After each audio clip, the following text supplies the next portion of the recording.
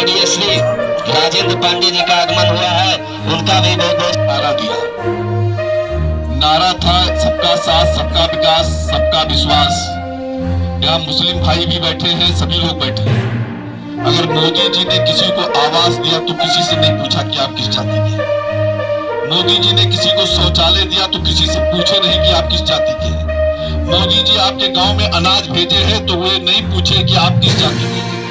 मोदी जी ने किसान सम्मान निधि 6000 रुपया सालाना किसानों को दे रहे हैं, किसी से पूछे नहीं कि आप किस जाति के हैं। मोदी जी ने आयुष्मान कार्ड दिया और ये 5 लाख का, और ये 5 साल में 5,25,00,000 का दवाई आप करा सकते हैं। मोदी जी ने नहीं पूछा कि आप किस जाति के हैं। इसी तरीके से हमारे जगदम्बिका पाल जी को आपने सांसद चुना तो डुमरियागंज में उन्होंने भी नहीं पूछा कि आप किस जाति के हैं। भारतीय जनता पार्टी ने जहां बड़े बड़े दिग्गजों को टिकट काट दिए, आपकी लोकप्रियता के दम पे तीसरी बार चुनाव में अवसर मिला, सर क्या कहना चाहेंगे? देखिए, मैं आभारी हूँ। ये सिद्धार्थनगर जनता का प्यार और आशीर्वाद है कि भारत के यशस्वी प्रधानमंत्री मोदी जी ने, भारतीय जनता पार्टी के राष्ट्रीय अध्यक्ष नड्डा जी ने मुझ में विश्वास किया, भरोसा किया और पुनः भारतीय जनता पार्टी के प्रत्याशी के रूप में मुझे डुमरियागंज के क्षेत्र में मौका दिया। स्वाभाविक है कि जो मुझे विश्वास मेरी पार्टी नेतृत्व ने, मोदी जी ने किया है, मैं उस कसौटी पर खरा उतरूँ। उसी दिशा में आप देख रहे हैं, गांव-गांव हमारी जनसंपर्क प्रवास चौपाल चल रहा है। जिस तरह का उत्साह लोगों को मिल रहा है, इस बार निश्चित तौर से सिद्धार्थनगर की चुनाव में भारतीय जनता पार्टी 4 लाख मतों से जीतेगी और कमल खिलेगा। और मोदी जी का वो संकल्प 400 के पार एक कमल सिद्धार्थनगर का भी जुड़ेगा और जनता, देश की जनता उनको 400 पार करने की संकल्प लेके जाता है। तो मैंने हमारी दरखास्त दरोगा को फोन कर दिया तो कहते वो हमारी सरकार नहीं, हम कुछ नहीं कर सकते। सरकार अगर भारतीय जनता पार्टी की है, जगदम्बिका पाल अगर सांसद है, नरेंद्र तिवारी प्रमुख है, तो हमारे डुमरियागंज में किसी को किसी तरह की असुविधा नहीं होगी, किसी पुलिस वाले का जुल्म शास्ति नहीं होगा, किसी नेता के जुल्म का शिकार नहीं होगा डुमरियागंज का नौजवान। इसीलिए सतीश श्रीवास्तव जी, हम सब मिल करके भारतीय जनता पार्टी के लोकप्रिय उम्मीदवार आदरणीय जगदम्बिका पाल जी, जिन पर विश्वास किया आदरणीय नरेंद्र मोदी और योगी आदित्यनाथ जी ने, इनको 25 मई को हमारा क्या चुनाव निशान है कमल? 9 भाई, 17 भाई, जल्दी तेज बोलो यार, तो जवाहर कमल का फूल निशान है, बगैर किसी भेदभाव के।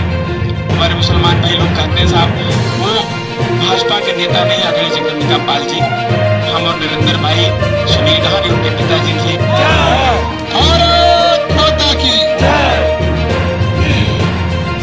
हमारे आदरणीय संयोजक, बीच के परिवार के सदस्य, इनका भी मैं स्वागत करता हूँ। बैठे हुए सम्मानित बुजुर्गों, नौजवान दोस्तों, ऐसे सम्मानित जो स्वीकार हो। बहुत आए हमारे पूर्व वक्ताओं ने कहा है, मैं उन बातों की पुनरावृत्ति नहीं करना चाहता।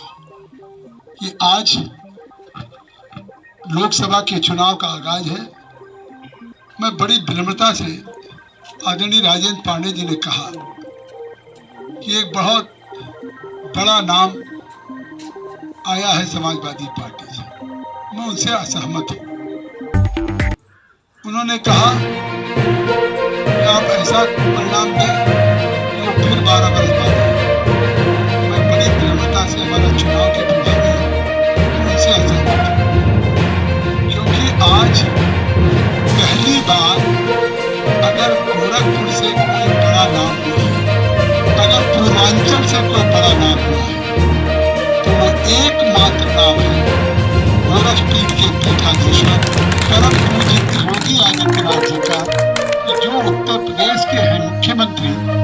लेकिन आज उत्तर प्रदेश के मुख्यमंत्री के रूप में भी शायद सचिदा भाई, नरेंद्र जी, आप भी सहमत होंगे कि आज जो दुनिया के सबसे बड़ा ताकतवर मुल्क है अमेरिका, वहां भी जब लॉ एंड ऑर्डर की बात आती है, कानून व्यवस्था की चुनौती की बात आती है, तो वहां के भी अखबारों में, मीडिया में, टेलीविजन में चलता है कि USA also required bulldozer type of governance.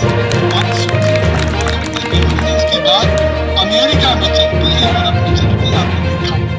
तो आज वो गोरखपुर का नाम, इस पूर्वांचल का नाम पहले में किसी ने किया है तो योगी आदित्यनाथ जी ने किया है, इसलिए बड़ा नाम है। एक जमाने में ये भी सही कि शायद मेरे जैसा 75 साल का व्यक्ति नहीं जानता था माफिया क्या। यूरोप में माफिया इटली में होते थे, जिसको अंडरवर्ल्ड कहते थे। अंडरवर्ल्ड होके पूरे ड्रग्स पे उनका कंट्रोल रहता था। अवैध जो ड्रग्स होते थे, हशीश, चरस, गांजा, अफीम, इस पे उनका कंट्रोल होता था। स्मगलर किलिंग भी करते थे, पैसे से लेकर के, प्रॉपर्टी से लेकर आदमी का। तो 45, 50, 55 साल के होंगे,